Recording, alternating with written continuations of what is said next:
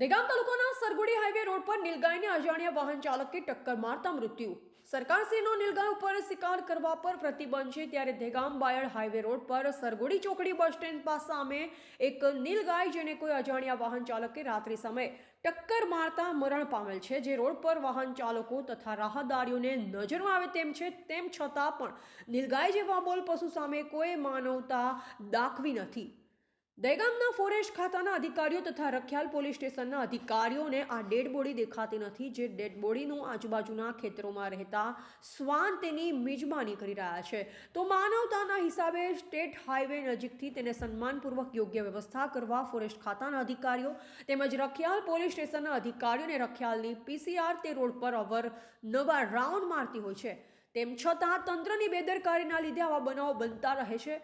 ઉપરી અધિકારી શ્રીનું ધ્યાન દોરી તેની વ્યવસ્થા કરવા માટે સરગુડી ગામના ગ્રામજનોના મુખ્ય ચર્ચા સાંભળવા મળી છે. પત્રકાર દિનેશ ચંદ્ર શાહ, દહેગામ.